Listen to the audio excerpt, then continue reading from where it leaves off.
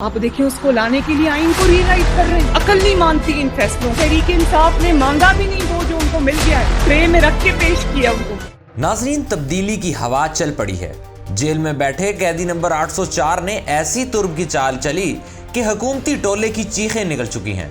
Farm 47 के सहारे पर खड़ी हुकूमत को डगमगाता और डोलता देखकर हुक्मरान टब्बर ने आसमान सर पर उठा रखा है। पहले ख्वाजा आसिफ ने वावेला शुरू किया कि हमें निकालने की साजिश की जा रही है, और अब मरियम नवाज ने शाम गरीबा बर्पा कर दी है।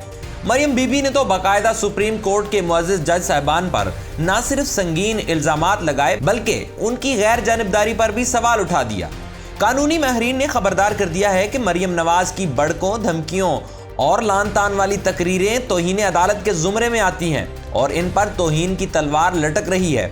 एक और अहम तरीन डेवलपमेंट ये है कि कौमी और सूबाई असम्बलियों में मखसूस नशिस्तें तहरीक इंसाफ को ही मिलेंगी। इलेक्शन कमीशन ने खाना पूरी करने के बाद अदालती हुक्म पर अमल दरामद की हामी भर ली है। पहले तो ECP की जानिब से कोशिश की जा रही थी कि किसी तरह मामले को लटकाया जाए, लेकिन फिर कोई दूसरा रास्ता न देखते हुए उन्होंने सुप्रीम कोर्ट के फैसले की रोशनी में तहरीक इंसाफ को खवातीन और अकलीतों की मखसूस नशिस्तें देने का फैसला कर लिया है। जबकि दूसरी जानिब सुप्रीम कोर्ट में एड हॉक जजेस की तैनाती का मामला रुक गया है। चीफ जस्टिस काजी फायज ईसा और साथी जजेस के दरमियान कशीदा ताल्लुकात की अफवाहें भी गर्म हैं। जबकि दूसरी जानिब चीफ जस्टिस के एड हॉक जज के लिए नामजद 4 में से 2 तो मुआजरत कर चुके हैं। अब देखते हैं कि ये ऊंट किस करवट बैठता है। नाज़रीन, एक बात तो तय हो चुकी है कि शहरे इक़्तिदार में पकने वाली खिचड़ी को अब उबाल आ चुका है और हुकूमत को अंदाजा हो गया है कि उनकी छुट्टी होने जा रही है। यही वजह है कि अब पैरों से ज़मीन खिसकती देखकर पूरा हुक्मरान टोला बुखलाहट का शिकार है। वज़ीर आला पंजाब मरियम नवाज ने जिस तरह सुप्रीम कोर्ट के मुअज़्ज़िज़ जज साहिबान से मुतल्लिक़ गुफ्तगू की, इसने लोगों के कान खड़े कर दिए हैं, क्योंकि अब नून लीग ने यह तय कर लिया है कि वो जाते जाते सियासी शहीद बनने की कोशिश करेंगे ताकि आवाम में जा सकें और एक बार फिर वावेला कर सकें कि हमें क्यों निकाला। लेकिन नाज़रीन, ये सवाल करने वालों को पाकिस्तान के 22 करोड़ अवाम को ये बताना पड़ेगा कि बगैर मैंडेट के आपको क्यों लाया गया।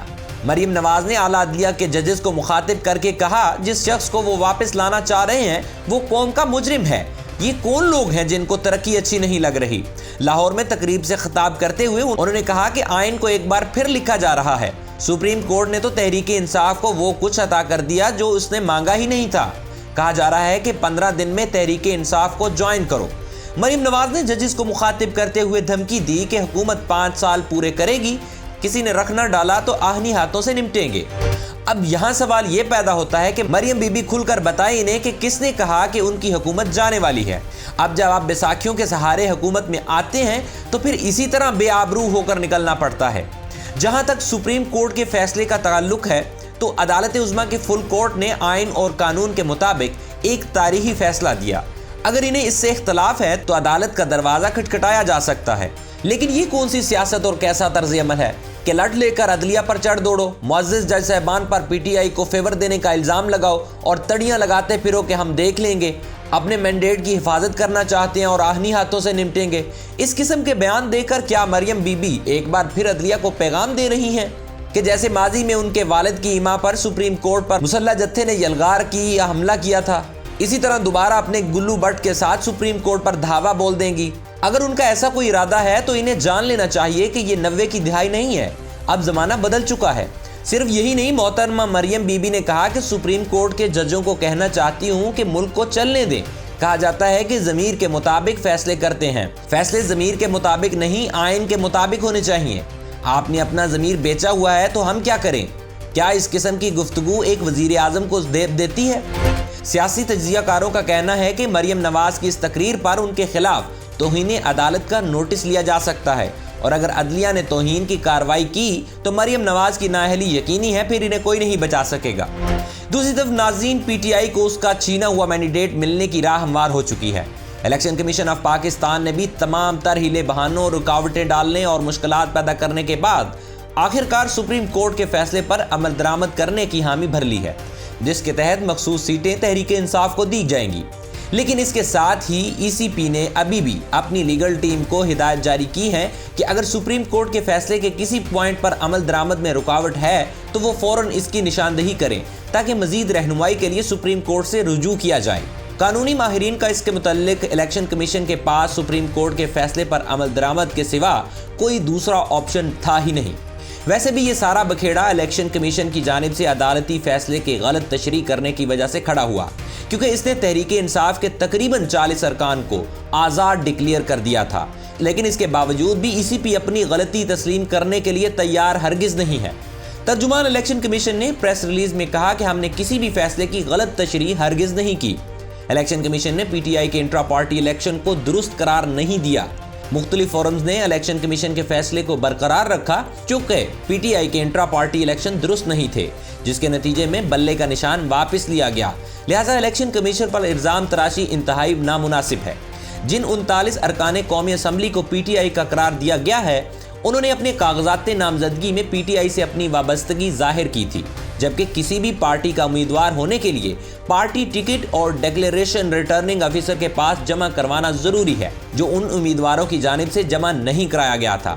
لہٰذا ریٹرننگ افیسروں کے لیے یہ ممکن نہیں تھا کہ وہ ان کو پی ٹی آئی کا امیدوار ڈکلیئر کرتے، اس لیے ریٹرننگ افسروں نے ان کو آزاد حیثیت میں الیکشن میں حصہ لینے کی اجازت دی۔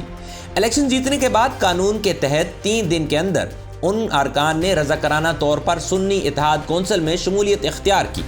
ناظرین، ایک طرف الیکشن کمیشن کا کہنا ہے کہ وہ عدالتی حکم پر عمل درآمد کریں گے، لیکن دوسری جانب ان کی پریس ریلیز عدالتی فیصلے کے سراسر خلاف بلکہ اس کی تردید ہے۔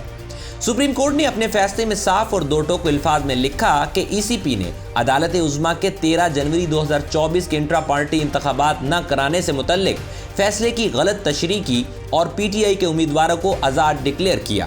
الیکشن کمیشن نے سپریم کورٹ کے فیصلے پر 2 روز تک غور و خوض کرنے کے بعد پریس ریلیز جاری کی، جس میں وہی بات دہرائی گئی کہ پشاور ہائی کورٹ نے بھی سنی اتحاد کونسل کی اپیل مسترد کر دی۔ الیکشن کمیشن کے سربراہ سکندر سلطان راجہ اصل حکومتی سرپرستی اور آشیرواد سے آؤٹ آف کنٹرول ہو گئے ہیں۔ انہیں یہ سمجھنا ہوگا کہ عدالتی فیصلوں سے چھیڑ چھاڑ اور منمانی تشریح کتنا سنگین جرم ہے، اور اگر وہ باز نہ آئے تو پھر ان کے خلاف بھی ایکشن ہو سکتا ہے، اور عدالت کسی بھی صورت اپنے فیصلے کی بے توقیری نہیں ہونے دے گی۔ ناظرین، ملک اس وقت ایک ایسے دوراہے پر کھڑا ہے کہ اگر ہم نہ سنبھلے تو معاملات پوائنٹ آف نو ریٹرن تک جا سکتے ہیں۔ حکومت، اپوزیشن، عدلیہ، مقتدر حلقے سب کو سب سے شکایت ہے۔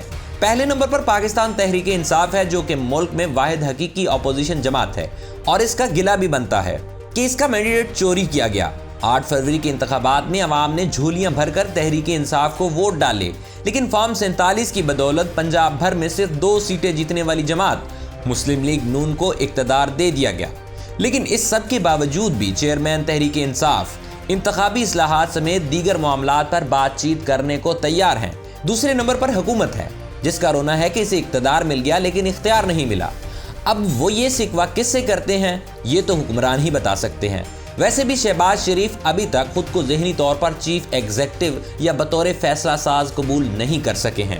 وہ تمام فیصلوں کی منظوری کے لیے اسٹیبلشمنٹ یا پھر بڑے میاں صاحب کی طرف دیکھتے ہیں۔ عدلیہ کا ذکر ہو تو وہاں حکومت سے بے تحاشا شکوے ہیں کہ ان کے فیصلوں پر عمل نہیں کیا جاتا، اور مقتدرہ یا اسٹیبلشمنٹ کو عدلیہ سے شکایت ہے کہ وہاں سے ایک جماعت کو غیر ضروری ریلیف دیا جا رہا ہے۔ اس تمام تر صورتحال کا واحد اور فوری حل گرینڈ ڈائیلاگ ہے۔ ناظرین، میں سمجھتا ہوں کہ تمام فریقین کو ایک ایک قدم پیچھے ہٹنا ہوگا، اور سب سے بھاری ذمہ داری اس وقت حکومت پر عائد ہوتی ہے کہ وہ ایک کی بجائے 4 قدم پیچھے ہٹے۔ اڈیالہ جیل میں قید سابق وزیر اعظم عمران خان کو رہا کرے، مقدمات ختم کرے، اور پھر گرینڈ ڈائیلاگ شروع کر کے نئے انتخابات کی راہ ہموار کرے۔ اس وقت حکومت ناؤ اور نیور یعنی کہ اب یا کبھی نہیں والی صورتحال پر پہنچ چکی ہے۔ اگر اس وقت یہ مذاکرات کی میز سجا لیتے ہیں تو مسلم لیگ نون حکومت میں ہونے کا فائدہ اٹھا کر بہتر ڈیل لے سکتی ہے، لیکن اگر یہ وقت گزر گیا تو پھر کسی کو کچھ نہیں ملے گا، اور اس سب میں فائدہ ان غیر جمہوری اور غیر سیاسی قوتوں کو ہوگا جو ایک بار پھر ملک میں ٹیکنوکریٹ سیٹ اپ کی آس میں اپنی دکان چمکانے کی خواہش لیے بیٹھے ہیں۔ اگر اب کی بار نظام کی بساط لپٹی گئی تو پھر ٹیکنوکریٹ سیٹ اپ صرف انتخابات کرانے نہیں آئے گا، بلکہ اس کی مدت طویل ہوگی، اور پھر ہو سکتا ہے کہ مذاکرات کی میز اڈیالہ میں لگے، جہاں نواز شریف، آصف زرداری اور شہباز شریف سبھی قیدی نمبر 804 کے پڑوسی بن چکے ہوں گے۔ اور آخر میں ہمیشہ کی طرح اللہ رب العزت سے دعا ہے کہ اللہ رب العزت ہمارے اس پاک وطن کو ایک اچھا اور نیک حکمران عطا فرمائے اور رہتی دنیا تک اس ملک کی حفاظت فرمائے۔ آمین ثم آمین۔ پاکستان زندہ باد۔